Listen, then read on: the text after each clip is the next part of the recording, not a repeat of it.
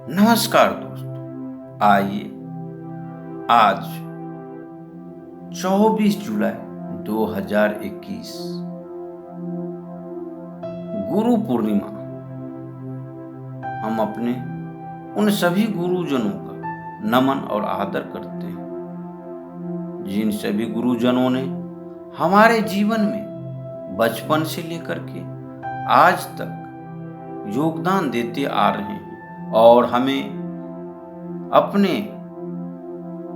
जीवन में आगे बढ़ने के लिए मदद कर रहे हैं। तो आइए हम इस गुरु पूर्णिमा के शुभ अवसर पर कि आज गुरु पूर्णिमा के दिन क्या होता है, क्यों मनाते हैं, तो आगे चलिए हम जानते हैं। तो कहते हैं गुरु के बारे में, गुरुर्ब्रह्मा गुरुर्विष्णु गुरुर्देवो महेश्वर गुरु साक्षात् परम ब्रह्म तस्मै श्री गुरुवे नमः। अर्थात गुरु ब्रह्मा, विष्णु और महेश। गुरु तो परम ब्रह्म के समान होता है, ऐसे गुरु को मेरा प्रणाम।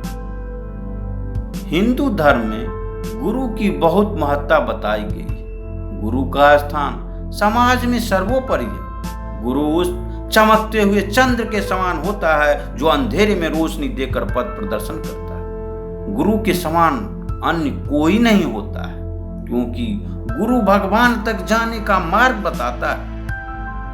कबीर ने गुरु की महिमा का गुणगान करते हुए लिखा है, गुरु गोविंद दो खरे का के लागू पाए, बलिहारी गुरु आपने गोविंद जी हो बताए। जो व्यक्ति इतना महान हो उसके लिए भी एक दिन होता, वह दिन है गुरु पूर्णिमा।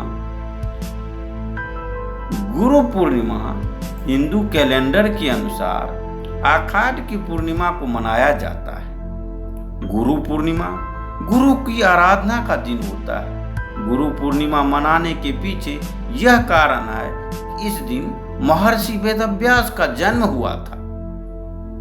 वेदव्यास को हम कृष्ण द्वैपायन के नाम से भी जानते हैं। महर्षि वेदव्यास ने चारों वेदों और महाभारत की रचना की थी। हिंदू धर्म में वेदव्यास को भगवान के रूप में पूजा जाता है। इस दिन वेदव्यास का जन्म होने के कारण इसे व्यास पूर्णिमा के नाम से भी जाना। आषाढ़ पूर्णिमा, व्यास पूर्णिमा और मुड़िया पुन्नु के नाम से भी जाना जाता है। यह एक पर्व है जिसे लोग त्योहार की तरह मनाते हैं। यह संधिकाल होता है क्योंकि इस समय के बाद से बारिश में तेजी आ जाती है। पुरातन काल में ऋषि, साधु, संत एक दूसरे से एक स्थान से दूसरे स्थान पर यात्रा किया करते थे। चौमासा या बारिश के समय वे 4 माह के लिए किसी एक स्थान पर रुक जाते थे। आषाढ़ की पूर्णिमा से 4 माह तक रुकते थे। यही कारण है कि इन्हीं 4 महीनों में प्रमुख व्रत त्योहार आते हैं। गुरु पूर्णिमा के दिन सभी लोग वेदव्यास की भक्ति भाव से आराधना वो अपने मंगलमय जीवन की कामना करते हैं। इस दिन हलवा प्रसाद के रूप में वितरित किया जाता है। बंगाल के साधु इस दिन सिर मुंडवाकर परिक्रमा पर जाते हैं। ब्रज क्षेत्र में इस पर्व को मुड़िया पुन्नु के नाम से मनाते हैं और गोवर्धन पर्वत की परिक्रमा करते हैं। कोई इस दिन ब्रह्मा की पूजा करता है तो कोई अपने दीक्षा गुरु की। इस दिन लोग गुरु को साक्षात भगवान मानकर पूजन करते हैं।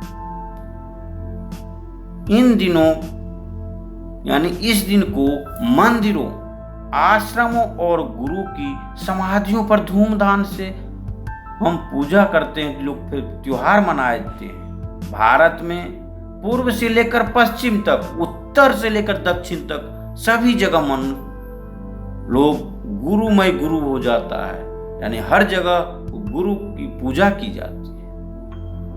मध्य प्रदेश के खांडवा जिले में धूनी वाले बाबा की समाधि पर यह पर्व बड़ी धूमधाम से मनाया जाता है। इस दिन प्रदेश में वहां के लोगों के अलावा देश विदेश से भी लोग यहाँ आते हैं। गुरु पूर्णिमा आषाढ़ की पूर्णिमा को ही क्यों मनाया जाता है? आषाढ़ की पूर्णिमा को यह पर्व मनाने का उद्देश्य है कि जब तेज बारिश के समय काले बादल छा जाते हैं और अंधेरा हो जाता है, तब उस गुरु उस चंद्र के समान होते हैं जो काले बादलों के बीच से धरती को प्रकाशमान करते हैं। गुरु शब्द का अर्थ होता है तम का अंत करना या अंधेरे को खत्म। महान गुरु जिनके ज्ञान ने उनके शिष्यों को महान बना दिया, उनके बारे में भी हम जानते हैं। हिंदू धर्म में गुरु का स्थान सबसे ऊपर होता है। एक बार वो यदि ईश्वर उठ जाए तो गुरु के पास जा सकते, लेकिन अगर गुरु ही नाराज हो तो स्वयं भगवान भी उस इंसान का कुछ नहीं कर सकते। इसी कारण हमारे इतिहास में गुरुओं की भूमिका सर्वश्रेष्ठ रही है। गुरु के मार्गदर्शन के बिना शिष्य अधूरा होता है।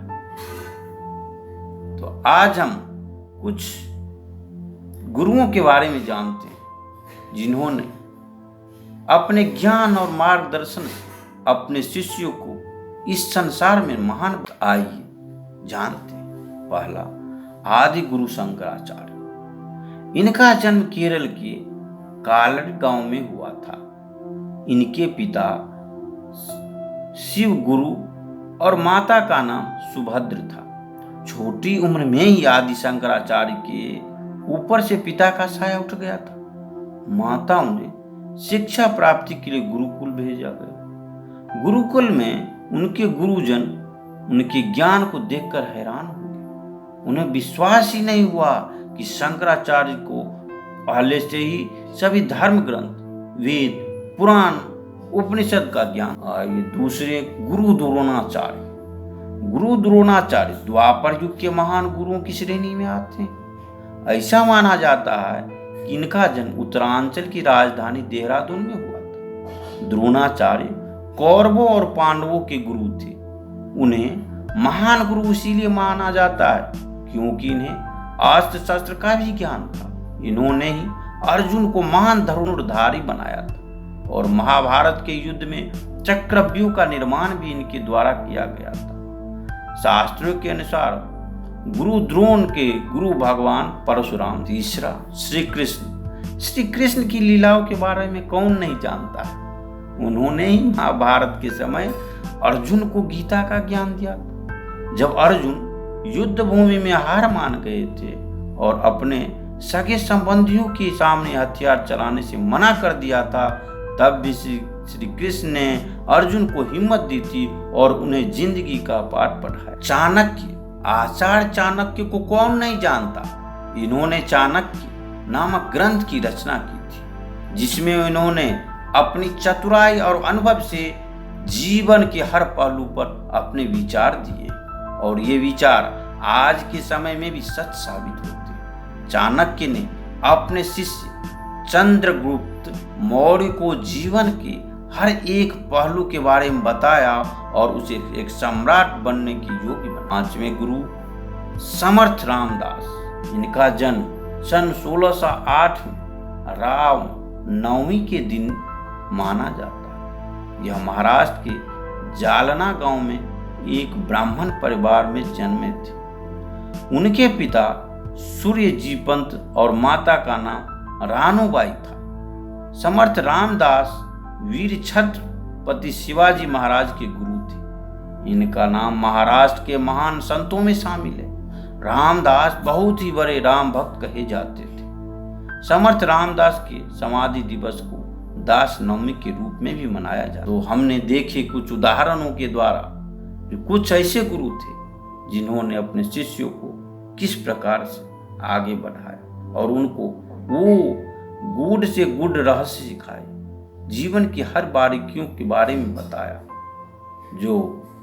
जिनको शिष्यों ने भी अपनाकर अपने जीवन में कुछ ऐसे कर गए जो आज हम लोग उनको याद करते हैं और उनके पथ पर चलने के लिए हम अपने आप को तैयार करते। इस प्रकार से हम देख रहे हैं कि हमारे जीवन में गुरुओं का बहुत ही महत्वपूर्ण योगदान। तो आज के लिए बस इतना ही। आप लोगों का बहुत बहुत बहुत